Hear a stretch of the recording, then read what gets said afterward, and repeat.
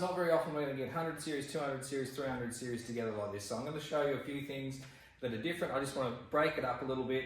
So we're going to go piston and oil cooler heat transfer. So that's an 80-100 series, so that'll cover up. Most people will have a vehicle that fits into one of these scenarios. So the difference early, let's just say 80-100 series up to 2005. This is actually a 79 with a 200 series isn't finished yet, so I'm going to call this 279 series. So we'll go 05 to 2020, and we'll go 2020 onwards, so 300 series.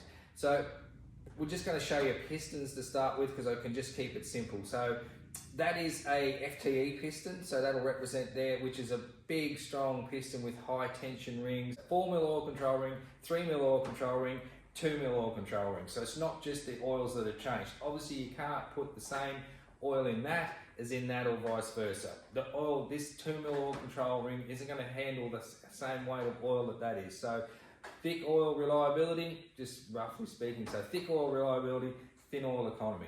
Pretty easy way to put it.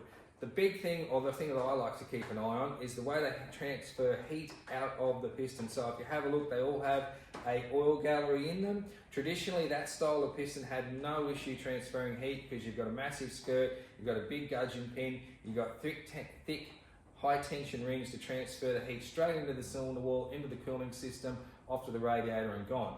When you run an engine like the 300, so we've moved to the 300 series, we have a smaller sump, so clearly we're going to run less oil than we did in that.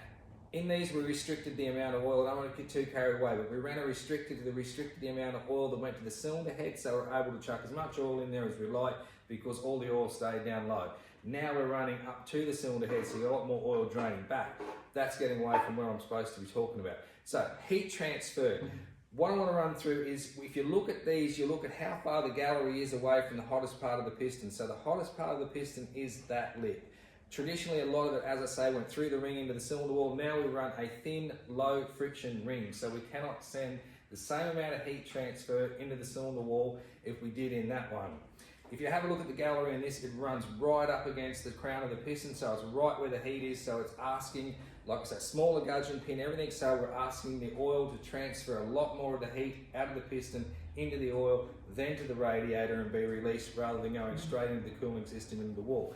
Remembering that viscosity runs a direct relationship with temperature. Temperature up, viscosity down. So that's why it's very important to have an oil cooler on this that functions well. What caught me a little bit by surprise, and I didn't expect the oil cooler to be so much smaller on the 300 than it was on the 200.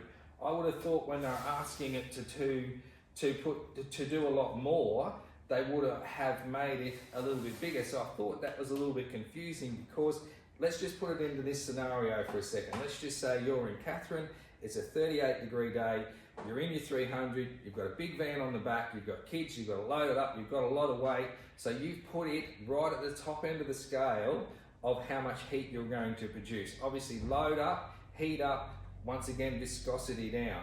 Where you get into a little bit of a trap, or what can happen, and you're best off talking to a truck driver, they'll run you through this situation. They stare at a pyro and oil pressure gauge, sorry, oil temp gauge all the time.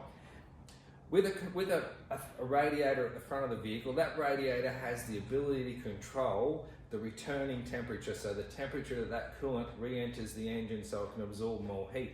It has a thermostat and it has a fan. So the thermostat can regulate the flow of coolant through the radiator and the fan can regulate the heat release. When you go to an oil cooler does not have that ability. It simply just takes away a percentage. So let's keep it simple and just say it takes away 20% of the heat. So you have a piston running way higher than it was designed to run because of the amount of load you've got on it, the GVM upgrade, etc. Higher cylinder temperature, lower viscosity. When you have this only taking away 20%, just using that as a figure, so your return temperature out of this will gradually climb. So you're on that run from Catherine, you're trying to get as far as you can to towards Broome on that day, so you've got the foot down, combustion temperature up, viscosity down, return temperature keeps growing, your oil temperature keeps growing, your viscosity keeps dropping. This is where we're going to run into some problems for people because no one has really monitored oil temperature in relation to viscosity before. So when we're having some sort of issues, we have it, it's not a major amount that we're having, but I'm in contact with some of the people that are having issues, so I've been lucky enough to talk to them. So it will be interesting to see, but it's more just the fact that we've got these three lined up together, and I can show you a few things. Like I say, you don't get to see much.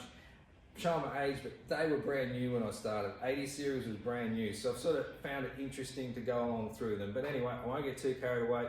Try and put out a few more. If you've got any questions or whatever, shoot me a message in the comments, whatever. Thank you.